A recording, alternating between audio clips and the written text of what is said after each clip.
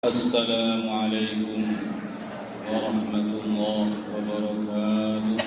Marilah kita jadikan puji dan syukur kita kepada Allah Subhanahu wa ta'ala adalah untuk memuji dan mensyukuri nikmatnya Allah yang paling agung, nikmatnya Allah yang paling besar, nikmatnya Allah yang paling nomor satu, yaitu nikmat iman, nikmat Islam, nikmat taufik ditolong oleh Allah untuk mengamalkan agamanya Allah, mengikuti tuntunan yang mulia baginda Rasulullah sallallahu alaihi wasallam. Jamaah yang dirahmati dan dimuliakan oleh Allah Subhanahu wa taala, mengapa bahwa nikmat agama, nikmat iman, nikmat Islam ini merupakan sebesar-besarnya nikmat? Mengapa? Dikarenakan Allah Subhanahu wa ta'ala menjadikan agama ini merupakan kunci segala kesuksesan, kunci segala kemuliaan, kunci segala kebahagiaan, baik di dunia yang sementara maupun di akhirat yang kekal abadi, yang selama. Kita tahu bahwa semua orang, apakah dia tinggal di kota, tinggal di desa, laki-laki maupun wanita, semuanya tanpa kecuali pasti ingin menjadi orang yang sukses, menjadi orang yang berhasil, menjadi orang yang dipenuhi di dalam kehidupannya dengan kebaikan-kebaikan, keberhasilan dan kemuliaan. Tidak ada di dunia ini orang ingin jadi orang gagal, tidak ada. Kalau dia seorang pelajar, pasti ingin jadi pelajar yang sukses, yang berhasil. Kalau dia seorang pedagang, pasti ingin jadi pedagang yang sukses, yang berhasil. Kalau dia petani, pegawai, siapa saja pasti ingin orang menjadi orang yang sukses, orang yang berhasil.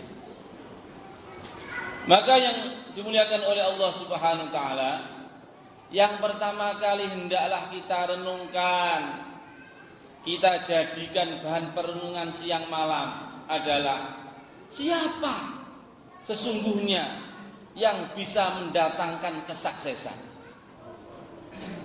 Siapa sesungguhnya yang bisa mendatangkan keberhasilan, yang bisa mendatangkan kemuliaan, kejayaan, kebahagiaan? Ternyata yang namanya kesuksesan, yang namanya keberhasilan, ini adalah keadaan-keadaan yang didatangkan oleh Allah. Sebagaimana sakit hanya dari Allah, sehat hanya dari Allah, hidup hanya dari Allah, mati hanya dari Allah. Maka demikian pula sukses, berhasil ataupun sebaliknya gagal, ini yang menentukan hanyalah Allah. Fa innahu la haula wala quwwata illa billah.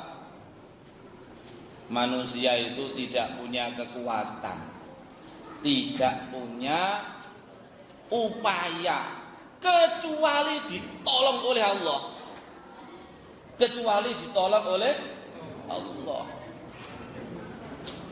Coba kita lihat cerita yang dikisahkan oleh Allah di dalam Al-Quran mengenai ceritanya Nabi Musa alaihi salatu wassalam. Ini Nabi Musa belum lahir itu sudah punya musuh. Orang belum lahir ditakdirkan sudah punya musuh. Fir'aun yang mengaku jadi raja. Fir'aun ini ngaku jadi raja tapi aneh, percaya sama dukun ramal. Wong raja kok percaya sama dukun ramal, itulah Fir'aun. Sudah saya tahu, kalau kamu ingin langgeng kerajaannya, pokoknya nanti kalau lahir bayi laki-laki dari keluarga Bani Israel, bunuh seketika. Maka akhirnya karena percaya dijadikan undang-undang, siapapun ibu dari kalangan Bani Israel melahirkan bayi laki-laki tidak perlu ditanya-tanya, harus dibunuh.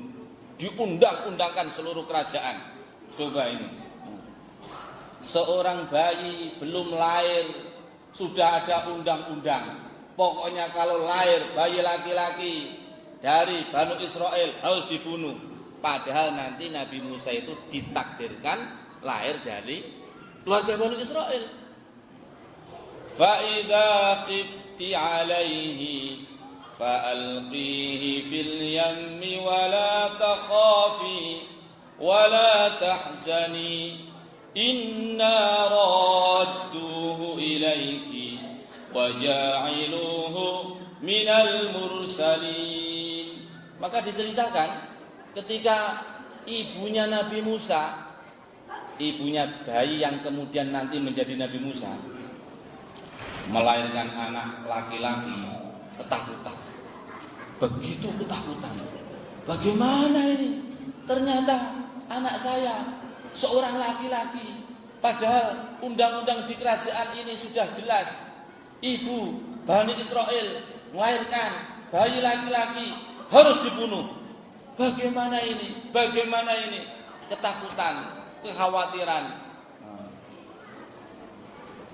Maka tiba-tiba Allah ilhamkan kepada ibunya, kalau kamu takut, khawatir keselamatan bayi kamu, maka bikin kotak, kemudian masukkan bayi itu di dalam kotak. Setelah itu hanyutkan itu kotak ke sungai Nil. Coba kata para ulama, lihatlah bagaimana perintahnya Allah.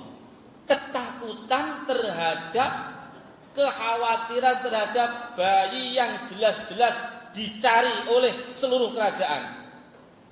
Tetapi perintahnya apa? Suruh bikin kotak, masukkan di dalamnya, hanyutkan ke sungai.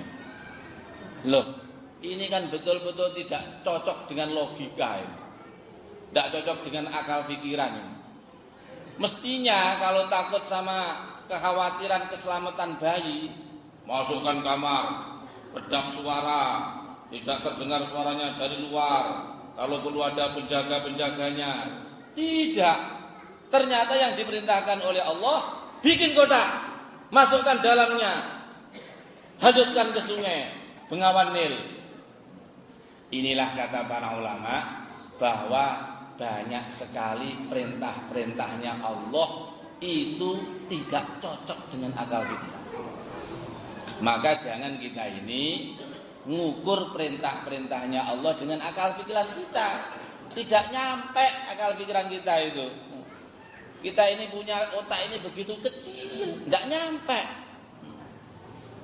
Maka perintah-perintahnya Allah itu jangan diukur dengan akal pikiran. Tetapi qalu sami'na wa ata'na. Kita dengar, kita atai, kita amalkan, kita yakin. Ini Allah ini pencipta langit, pencipta bumi, pengatur semuanya yang di atas, yang di bawah, yang dimanapun. Pasti tidak akan perintahkan sesuatu kecuali di belakangnya adalah kebaikan dan kebaikan. Kecuali di belakangnya adalah kebaikan dan kebaikan. Dulu jamaah yang dimuliakan, ada seorang nabi dari kalangan Bani Israel. Malam hari itu dapat wahyu itu aneh. Wahyunya besok pagi Kalau kamu membuka pintu rumah kamu, maka perkara yang pertama kali kamu lihat, wajib kamu memakannya. Maka begitulah, pagi hari dia buka pintunya, ternyata yang terlihat pertama kali adalah gunung. Padahal perintahnya wajib memakan yang pertama kali dilihat. Berarti maknanya wajib memakan gunung. Ini bagaimana ini suruh makan gunung ini? Tidak cocok ini dengan akal pikiran ini. Tetapi dia yakin ini perintahnya Allah, pemilik langit, pemilik bumi, pemilik segalanya, yang mengetahui yang lalu, yang sekarang, yang akan datang. Pasti di setiap perintahnya Allah adalah kebaikan dan kebaikan. Maka dia berangkat keluar dari rumahnya, berjalan dengan mantapnya. Mau kemana? Mau makan gunung. Begitulah ketika dia dekati itu gunung, ternyata gunung itu tambah didekati, dibikin oleh Allah tambah kecil. Semakin dekat semakin kecil, semakin dekat semakin kecil. Begitu pas di depannya, gunungnya oleh Allah dikecilkan, dirubah roti sak genggaman tangan. Bismillah, makan gunung. Itulah pula pelajaran.